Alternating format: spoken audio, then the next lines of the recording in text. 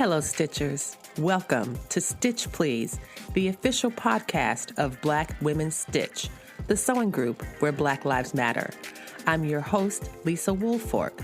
I'm a fourth-generation sewing enthusiast with more than 20 years of sewing experience. I am looking forward to today's conversation, so sit back, relax, and get ready to get your stitch together.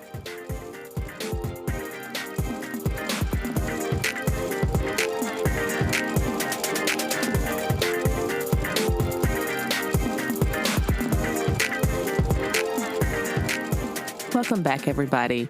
We are in the second part of our very first two-part episode. The series is called Sis, I See You. We had our first episode last week, and we talked about just building community and finding space for Black women to be ourselves, to be in community with each other, and all of the benefits that come with that in terms of our spirit as a way to kind of correct and repair some of the harm that we face in the larger world. This part is going to continue with talking about the sewing retreats that I've hosted and the community that we've built within and beyond those events. So here we go. One more thing I wanted to mention before we get started. This was a recorded Zoom call. And so because of that, it has a bit of some sound quality issues, some things that I'm not technically skilled enough to correct. So we're just going to go with it and the organic nature of this episode. I also have to say that I noticed I know that many people don't like the sound of their own voice, but I was listening to the episode from last week and then re-listening to this one. And I guess I get very pitchy when I'm excited because I was listening to myself and I was like, oh my goodness, is this how I sound all the time? And I just chalked it up to this is how I sound when I'm excited and happy. So I'm sure this is how I sound when I'm with my family and my sisters. And this is how I sound when I'm with these wonderful ladies from Black Women Stitch. So just a bit of explanation about the sound quality, not an apology, just some information. And here we go. Thanks for listening.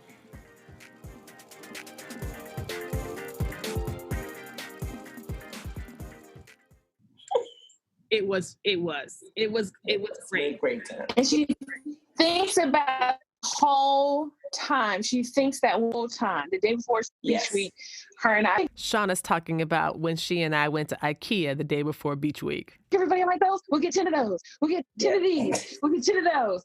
And then even when we were at Beach Week, at one point we found a Kmart.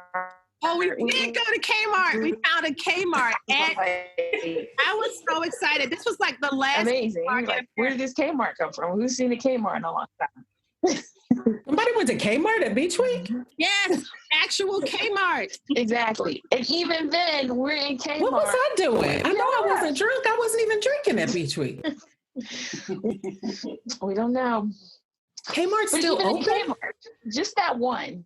Probably. Just the one. We went to the Kmart. Why did you go there? Why? What was so compelling about it? Because the fact that it was there.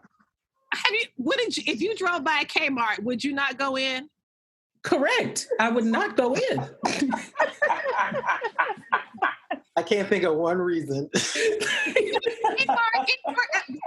Our Kmart closed, and we were going somewhere. We were going somewhere for some reason.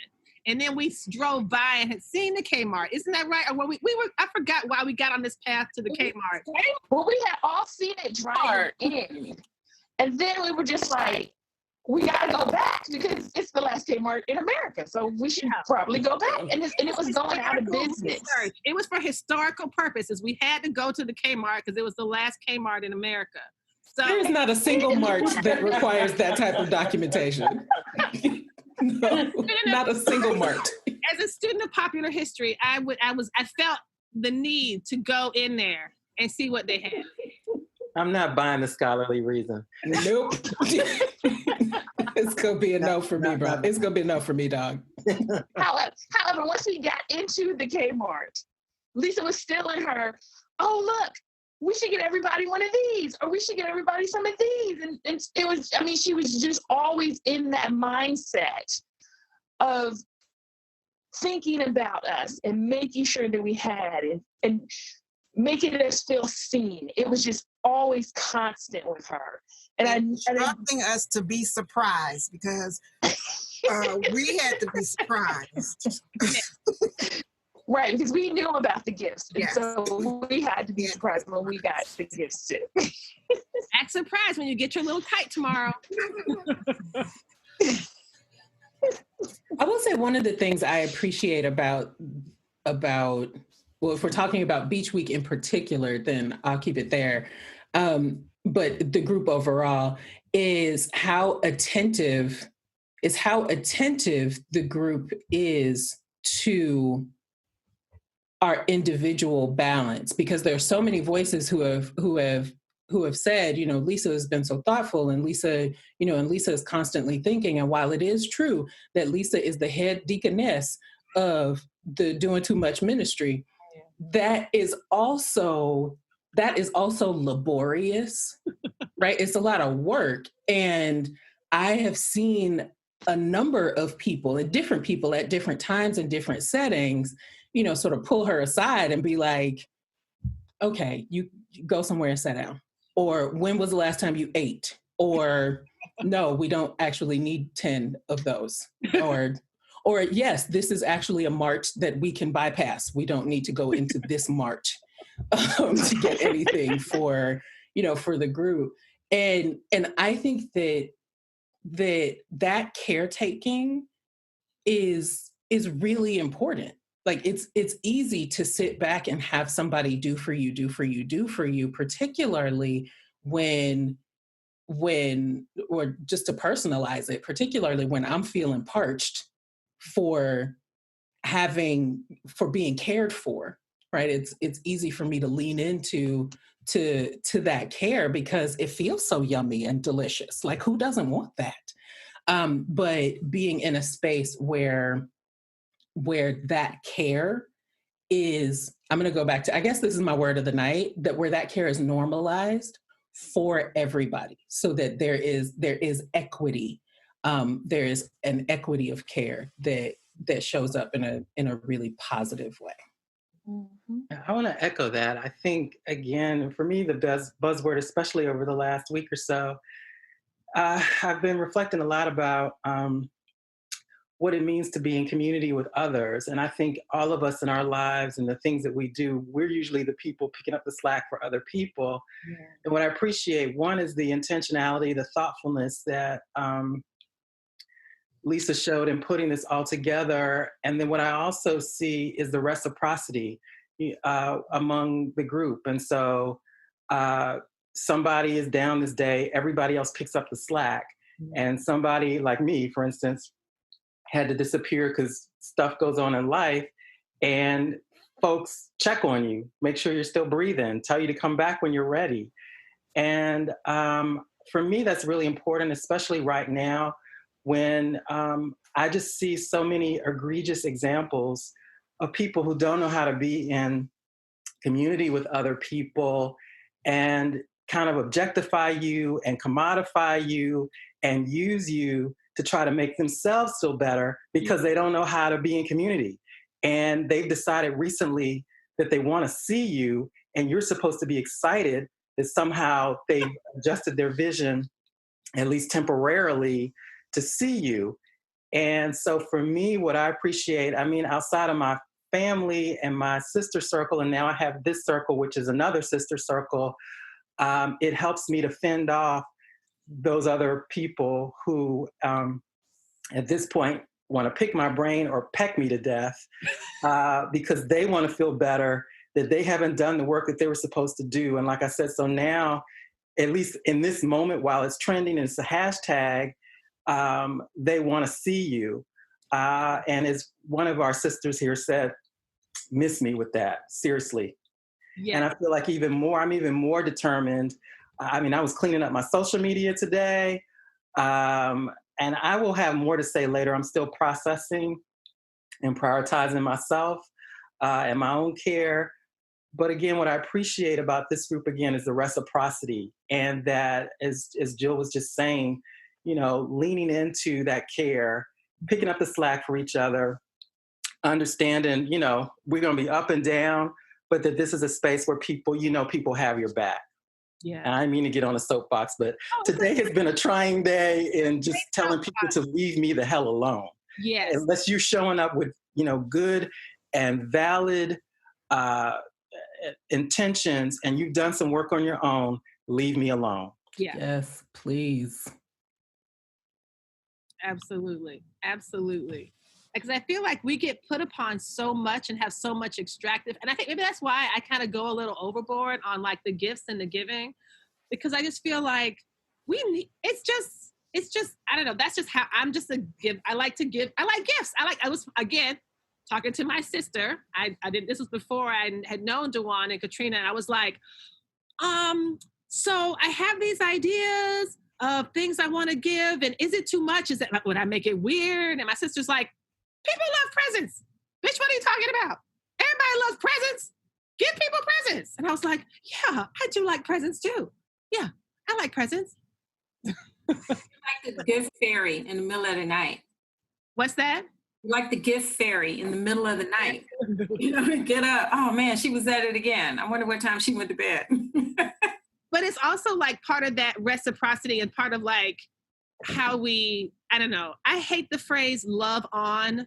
Maybe it's because I do, at the end of the day, have a PhD in English, and the idea of saying I want to love on blank and love on that. And I'm like, what is that? It reminds me of a cat rubbing its butt on one of those cat rubber things that cats have.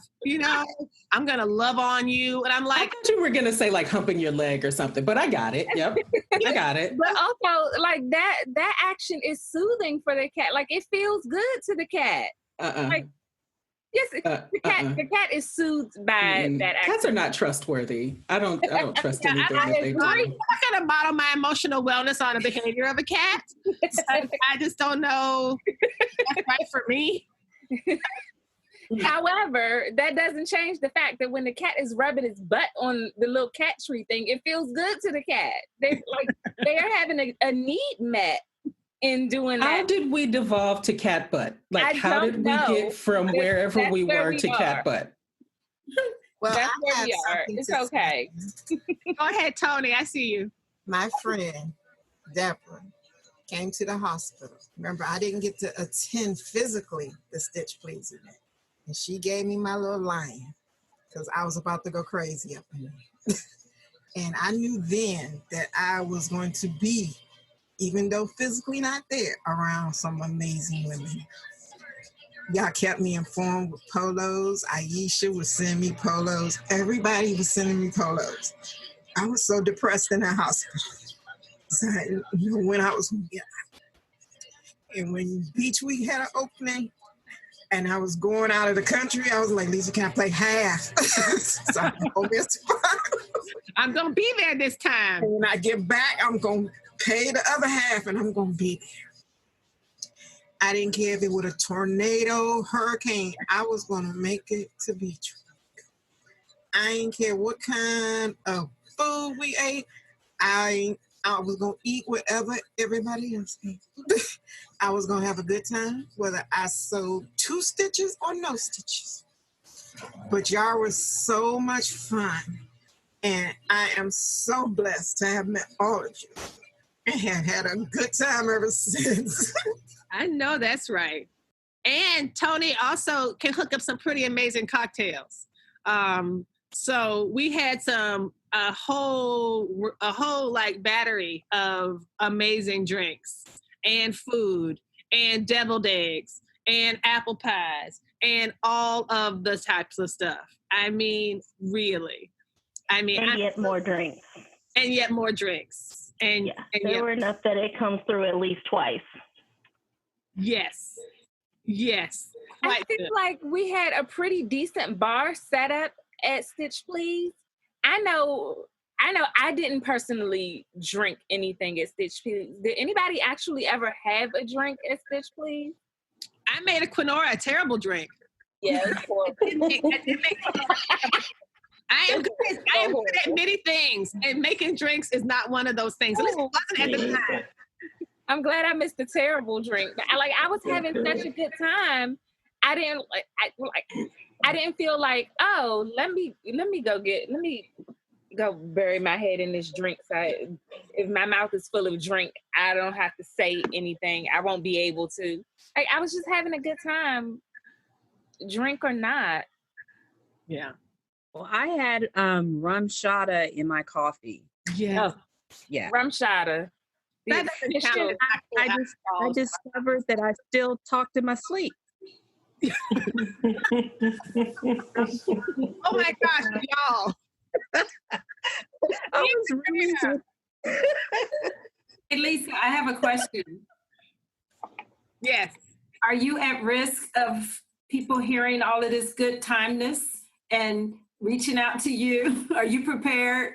How can I go? How can I go? I am happy to help people build projects that they want to build. I'm happy to give resources and help people if they want to create something. I'm, you know me, Nikki, I really struggle with even calling Black women stitch a brand. Like some people, I'm like, I don't, I say I hate capitalism, which I do, but I really also have a very good job that pays me enough money to do the things I want to do. And so for me to say I really have I benefit a lot from capitalism, even though I want to build something better and different. But I'm not imagining scaling this up. I know there's so many other folks who could benefit from this and could need this. If spots open up, I'm happy. And we talked a lot about how to expand, but it's not a growth industry. I'm not trying to have 40 people at the next event. I'm not trying to do that. That's not, you know what I'm saying? I don't know. And I feel bad about it. I do feel bad about it. We totally get it. Because why? Feel bad about what? We're good. There's so much new friends. We good. I know if I was behind the curtain hearing this conversation, I would be so like, I'm ready to go because we're talking about it and we're just sharing all these great experiences. I mean, you guys had... Nikki trying to start some shit. That's what it is. Oh. Nikki's over here trying to start some shit. That's where Nikki's coming from. Well, I think in about 5 years, we still should have a Black Woman Stitch cruise or some anniversary event, Look at Toni. Toni actually trying to start something. Who else? But to Nikki's point, if I was listening to this podcast right now and I wasn't a part of this group, I would be trying to figure out how to become a part of this group. I would be DMing Lisa going, hey, can I get the link to the Zoom on Tuesday? How do I get in that? I mean, I would be trying to get in it. Right now. I know. I'm sorry. Oh, Queenora, I know you had something you were trying to say earlier. Did you have something you wanted to add? I don't. Look at her face. She's like, what did you have me for? Make sure that you were, just to make sure you could say, if anyone else have anything to add, and they're like, I think Queenora, I want to say something about how I tried to poison her with a terrible drink. Was that it? Were you going to talk about that? How that's probably what it was. That was probably it. But I'm so glad I missed that. Huh? I'm so glad I missed that. Yeah, it was a horrible drink. Like, just horrible. I will drink a lot of drinks, like, but not that one. That one was just no. Yeah, I'm not good at making drinks. I get it. Well, that was before quarantine, and now I am very good at making drinks. You are. We've seen you. I've had lots of practice. Apparently somebody else in your house is also drinking your liquor with you. Right. A hole in the bottle, I told you. Or maybe like the cap isn't on good and the stuff is evaporating. I don't see how I bought the largest bottle of Ciroc on Saturday. It is today not Thursday. What is time? Who knows? No, that's not fair. That's not fair. Yeah. In the age of the corduroy, you can't really hold yourself to a timetable. I'd also like to say this we have established is a no judgment zone. Yes. Thank you, DeWahn. Thank you, Absolutely DeWahn. no judgment in this group. No judgment. You probably feel that way, and it's just like Mm-hmm. the only thing that I've ever seen us do is like hold each other account. Like you're like, hey, is that your intention? Because this is what that kind of can come across as. And like I noticed that every time someone says something in this group to someone else, even if they don't agree with them, it comes from a place of such love. Mm-hmm. Like there's not this intention like I'm trying to tear you down. It's absolutely opposite. It's like I literally feel like the way my therapist talked to me, who's also a Black woman, like an auntie, just like, hey, because I care about you, I want to make sure that you are doing what you intend to do. Do you intend to do this? That's how it's coming across, you know? And then you can check yourself like, oh, actually, no, that wasn't my plan, you know? And then Jill, because she's our spiritual advisor, will be like, okay, well, what was your plan? Let's get to the root of it. What you trying to do?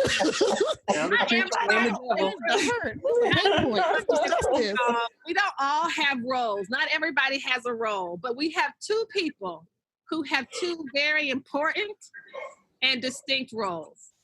One is Jill. Jill is the spiritual advisor. And she has given me such wise... She's the one who says the most curse words. I think that's what spiritual advisor means. It's true. Because I like my curse words. That I have used in so many contexts, even with my own students. I remember advising a young student last year, and she was overwhelmed by some racism that she was trying to manage and see through. And I said, you know, hon, I'm going to quote you something I learned from one of my respected spiritual advisors. And this is a spiritual advisor from my sewing group. And I'm going to give you some advice. You are in your first semester of your first year of college.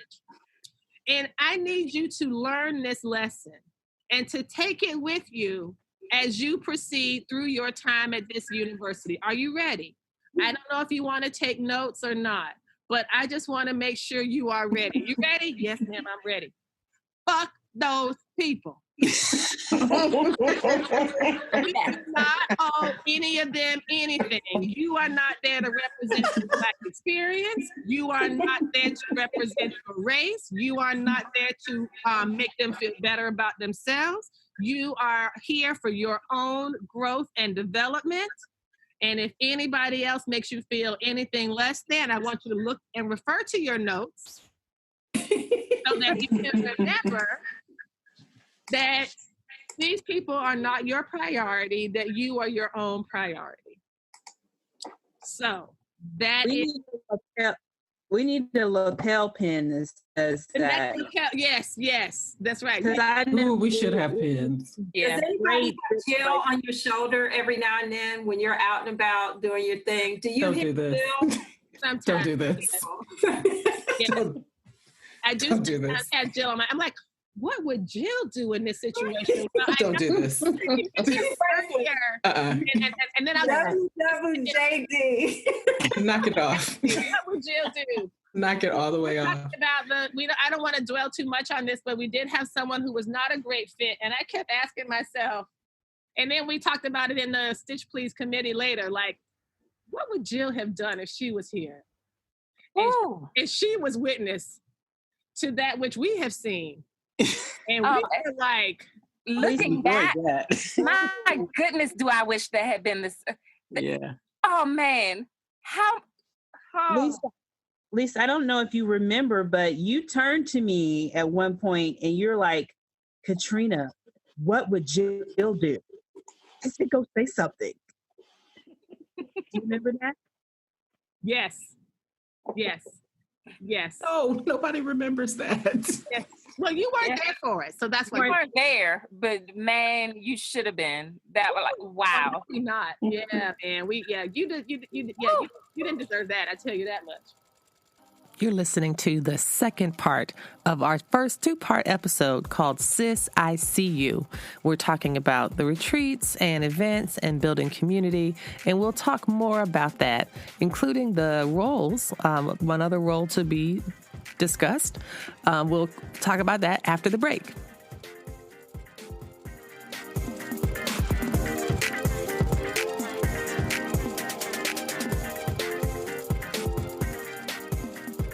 The Stitch Please podcast is really growing. We have recently hit 30,000 downloads. That is a huge deal for a small podcast that is totally independently funded and unsponsored and just a labor of love.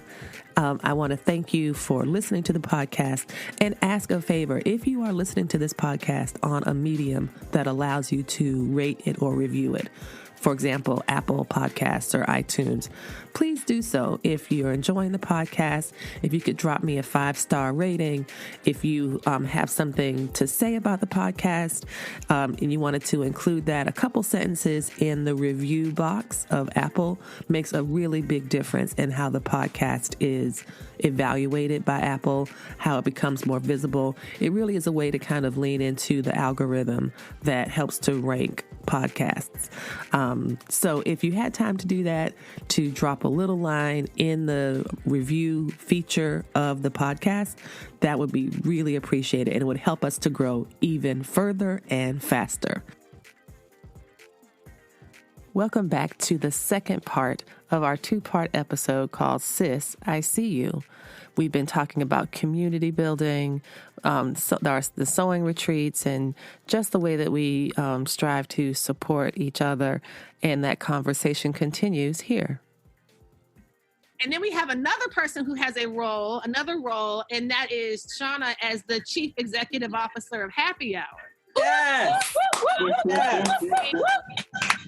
She kind of like, she has this like, I don't know if it's like some kind of like Batman telepathy. I don't know if she's what this is, however it works. Like she knows just the point in the day that we have all had a collective enough. Yeah. That's enough. Sit it down, pour you the drink, and live your life. And it's mainly because I've just had enough of that day, and I need a drink, and I don't want to drink alone. It all works. It'll have whichever the reason is. She is very faithful in her commitment. Faithful in her commitment. Diligent with integrity. Timely. Consistent. Yes. All good things. All good things. Y'all. Lives have been saved. Lives have been saved. So many people have not been throat punched. Yes. Yes. So many people. I mean, like, there are people who are walking around now above the earth, and the earth is not on top of them. Because a happy hour was called at just the right time before you sent that email. Some people are still employed. That's true. Yes. They, I said, you know what? Let me not. And do this instead. Yep. Bail funds have not been called upon. No, we have not. We do have one. We do indeed. The other thing that has been a blessing is like in those moments when you are just like, what the fuck? You can hop onto the Polo and people see and hear your distress. Like just 2 days ago, I was in the middle of a Zoom and it had gone all the way to the left, so far to the left, it might have been to the right at that point. And I popped onto the Polo and I was like, y'all, I am in trouble right now. And I said what I had to say and set the phone back down and went on pretending to be a part of my meeting. And Jill called me, much like Shana, like she called me and she was like, you good? Like, you good? And the second sentence was, fuck them people. And I was like, oh, yes. Right. That's why we need bracelets. So you don't. Yes. Fuck them people. And I didn't pay attention in the rest of the meeting. I was pissed. I was still pissed, but I wasn't like ready to quit my job pissed anymore. Cause I knew somebody saw me and heard me in that moment. Like we can't always all look at the polos at the same time. Like, it's a common thing to hear. I'm not caught up on the polos yet, so I'm going to go back and listen later. But I just had to say this. And you know that when you say it, somebody is going to hear you, and somebody is going to pray for you. Somebody is going to be thinking about you, sending light out to you, or they're going to pick up the goddamn phone and call you. Yes. And make sure, like, what did I do to deserve? Like, what in my life?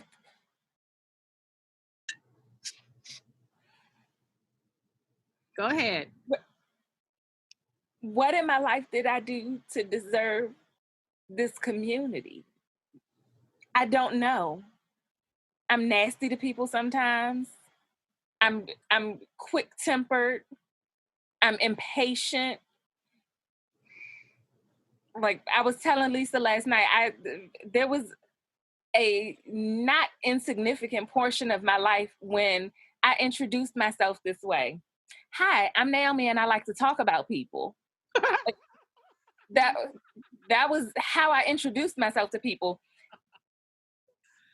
What did I do to deserve this amazing group of women who let me be Naomi, who likes to talk about people, and like that's just who she is. Like, I got a little bit of sense now. I don't introduce myself that way anymore. But like, oh God, like she's still that person is still in there. Like, you want to talk about people? Come sit next to me. A good time will be had. But like, I know I've done horrible things to people, like things that have hurt people. What did I do to deserve this group of women in my life who are so gracious and graceful and kind and loving and everything? Like, one of my girlfriends, like my real life girlfriends, just called me and I was like, And then I thought about it for a second and I was like, oh shit, let me call this girl back because like Naomi, but like, oh, everybody's being good on the recording, y'all. So you cannot hear so many people. You cannot see. So we're not, because we're just audio only on the podcast. So you're not seeing people falling out, cackling at Naomi.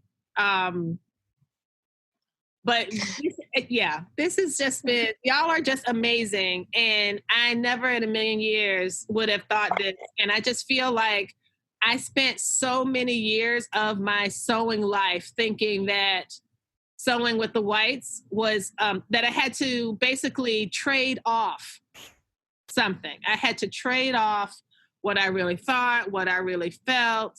I had to be willing to field all sorts of questions about, being their resident expert Negro. It was just so much I was meant to, to do like in exchange just for participating. And none of that is the truth. None of that is the truth. And it was never the truth. It was just a choice that I had made and a story I had told myself. It wasn't the truth.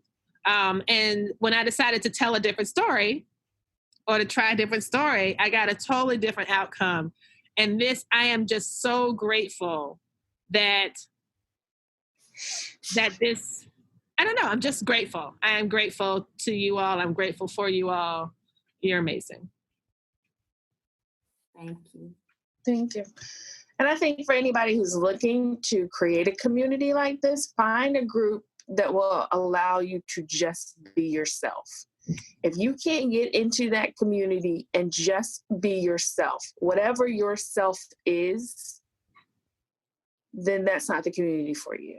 So like Naomi talking about who she is, she can come to this group and just be that. And everybody in this group can come and just be themselves, whatever that self is. So if you can't create a group or you're not in a group that allows you to just be yourself, then that's probably not the group for you. Because that's what I feel I have here. Like, I don't have to be anything, anybody. I can just come and be myself, and that's it. And so make sure you have that when you're forming these communities and when you're looking for these communities. Make sure that is a priority, because it's exhausting trying to be something else. It's exhausting trying to wear a mask and fit in and do all of these things that aren't you and are outside of you. So find a group part of yourself. Exactly. Be inspired by Lisa that if you don't find it, that it's possible to create it. To have a good vision of what it is you're looking for and create it and build it for yourself. That's demonstrating some radical self-love. Yes. Absolutely. Yes, absolutely. Absolutely. Build and you know another thing I love about us, about how amazing we are, is how like we show up for each other in other ways beyond just meeting up at retreats or whatever. So when Naomi, who I continue to call the heart and soul of DC Frogtails, was having a DC Frogtails, like people came out, you know, or, you know, Jill and Allysia did this amazing legacy and estate planning. YouTube, what? You came out and like just cheer them on because they're incredible and amazing. Thank you again for doing that. Seriously. I mean, amazing. We were gonna do it even if nobody came but my mama. But can we give it a plug? And my mama did come, and so did my sister. But no, it really was. Give it a true plug here. It was amazing to feel. No. But I was just gonna say it was amazing to feel held and to feel like seen and supported, and like the work that we do is worthy of somebody's time. You know what I mean? Like right now there are just so many draws. It feels like so many pulls. It feels like people have left their offices and more folks are working remotely. And so people just kind of seem to feel like you just got all the time in the world. Like you're constantly available and constantly like there are just so many pulls on. You're just at home. You can do you're just at home. Right? Like, and also just at home by yourself, right? Like there's nobody else there with you who loves you or who you love, who you might need to care for or care about or, you know, or any of that. But give any attention to. Exactly. Less known to yourself. And so just to, I don't know, that time just feels even more valuable in the fact that you all were willing to spend some of that like scheduled time, right? Talk about yourself. To come and the fact that you all were willing to come in and spend that time with us, that meant the world to me. I really, really, really appreciate that. It was important to me. I was trying to be at it 24 hours in advance. Yeah, I would echo what Jill said and to just amplify the fact that it was not even like, oh, well, it's nighttime, so I'm just chilling and wasn't doing anything. Like it's in the middle of the day because it's a work day. So you stopped what you were doing to come and do that, stopped your own work and the things that you had to do. And so in the way that it shows up in kind of the technology part of it, Jill could see those and I couldn't see them, but she was saying them. And so I'm like, our friends are here. They came to see us. That's so cool. And so just to even like not even see it, but to know it, I could feel the energy just with that alone.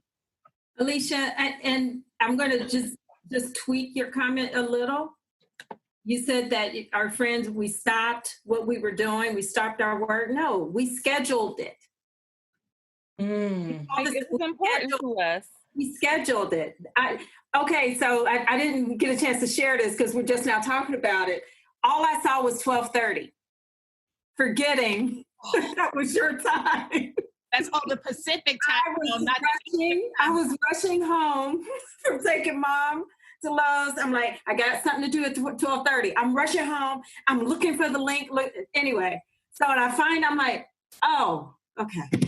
I didn't miss it because it was like 12:40. And so, yeah, it was scheduled. Oh, Nikki. So it's not like we stopped. Yeah. Anything. This was part of that day. Mm-hmm. Yeah, to echo Nikki, I think the thing that I love about this group is we legitimately make time for one another. All of us wear different hats, you know, and we are different things to different people. But when it comes to one another, we will genuinely make the time to support one another, to be there for one another, for all the little things, like even my multiple emergency room scares and the little ones swallowing the mirror. Like, y'all didn't have to take the time to listen. You didn't have to take the time to text me. You didn't have to do those things. But knowing that we had to call you. Yeah, no, I think it requires a call. What kind of ain't shit ass friend? Getting ready to, your baby to swallow the whole mirror and nobody is calling? Y'all can keep that friendship. That was our day. Really did mean a lot. Like, how's the baby doing? Like all day, every polo is like, Queenora. Could you please check back in? Yes. Like, where you at? We're like, Queenora, like, it's like, are we about to caravan to Kansas City? Like, what's happening? And I was behind on the polos, and then I saw a photo of an X-ray in this little circle, and I was just like, what is that? What has happened? And that's when I was like, oh, wait. And had to sift through to see. It's like, oh, the baby done ate a mirror, Lord. The baby done ate a mirror. But I really do appreciate, because I know for me, and I think someone had mentioned this before, like, you are usually the backbone. You're the one that people usually come to, to lean on, for support, for that sort of thing. So it feels really good to be in community with people where we're leaning on one another and we're genuine with our concern for everyone's well-being, especially now where it's just like people are checking the box on checking on Black people, and I don't want to be a check the box. I want you to genuinely. You're not a check the box Negro. You're not a check the box Negro. That's not the. I'm not that. You don't want your friends to like check the box and say, "I want to see how she's doing. I haven't seen her since 3rd grade, but I'm curious now." Right. How she is. 3rd grade. You see, they come from like 7th grade to say hi when they don't remember that they were your bully in 7th grade.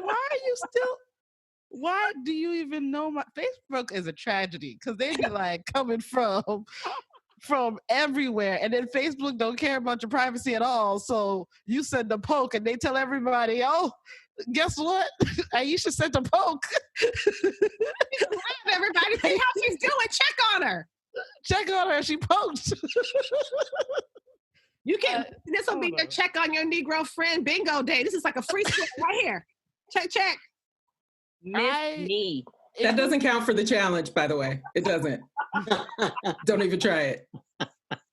I found like, that. But it takes energy to turn that off. That makes me think about, like, we care about each other. We care about each other. We care about each other's sewing and each other's life, but we care about each other's health. Like, we're in the middle of our 2nd fitness challenge. Which I won the last one, just for the record. Shut up. Nobody cares. Wah.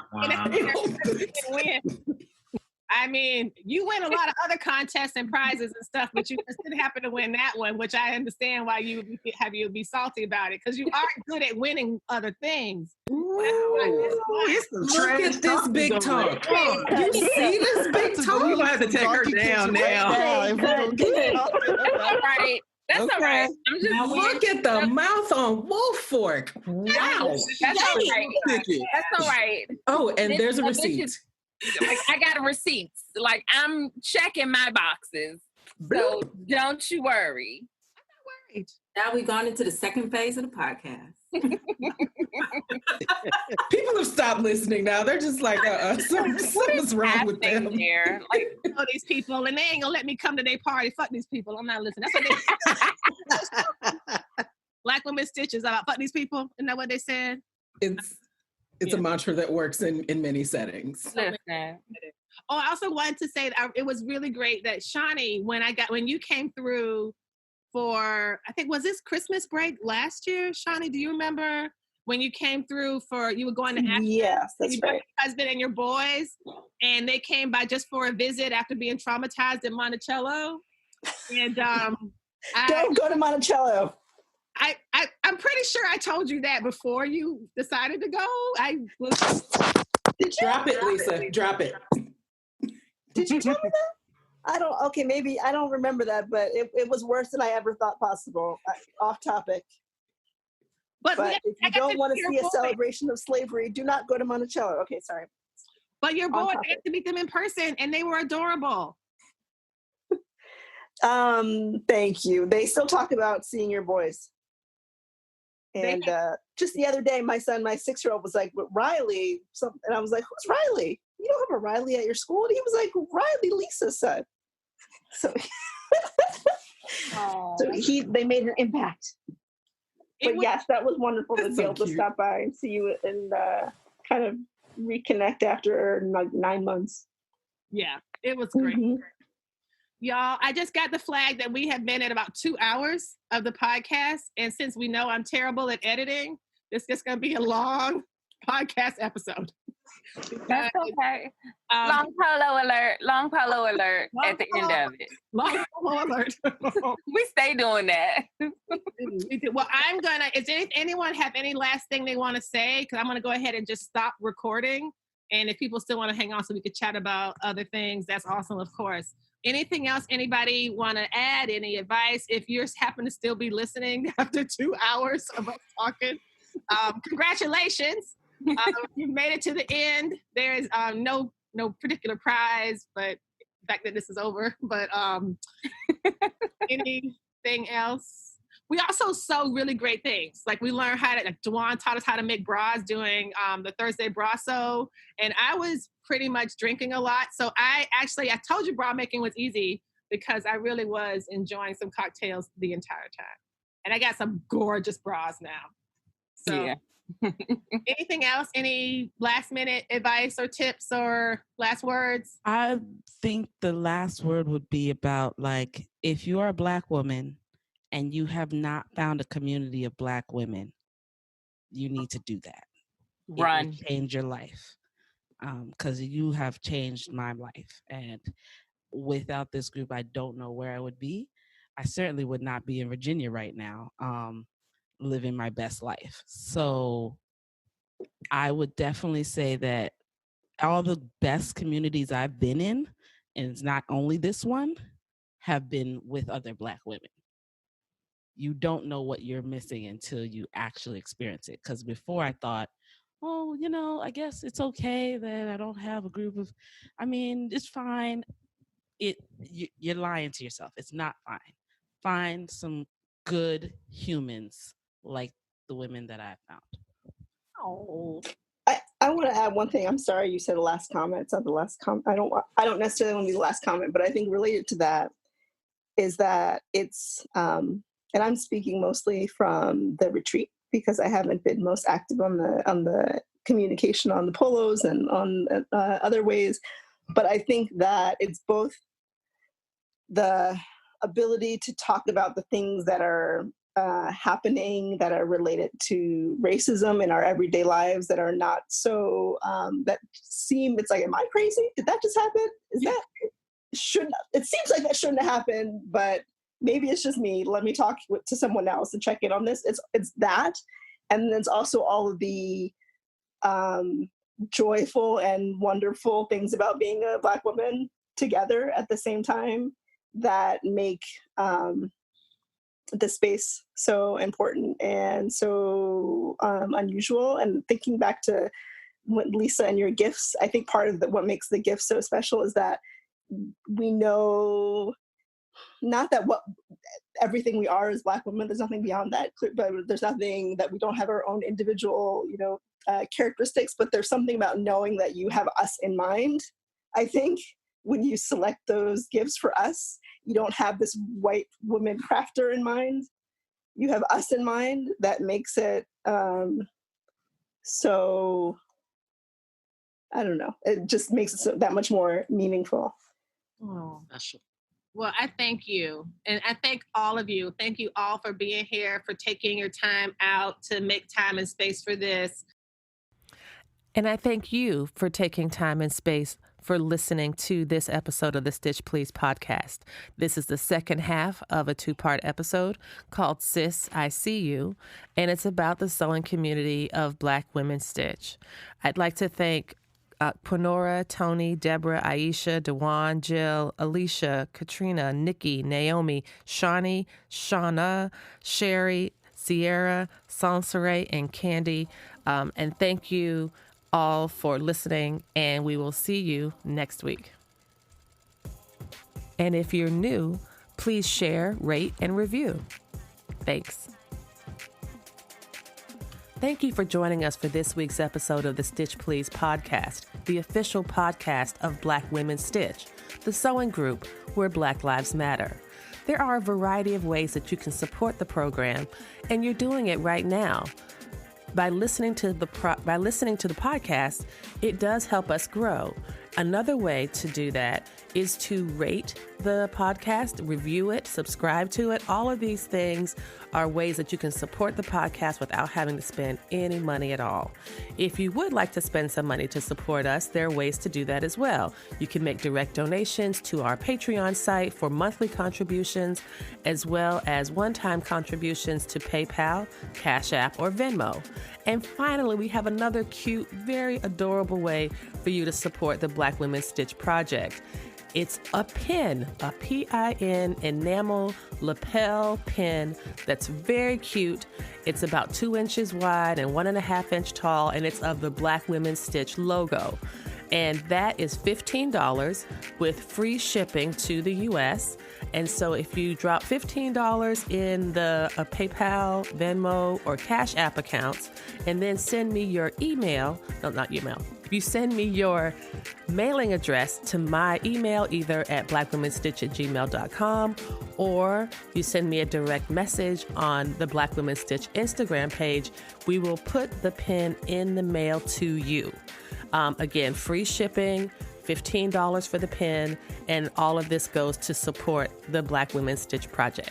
Thank you again for joining us this week. Come back next week and we will help you get your stitch together.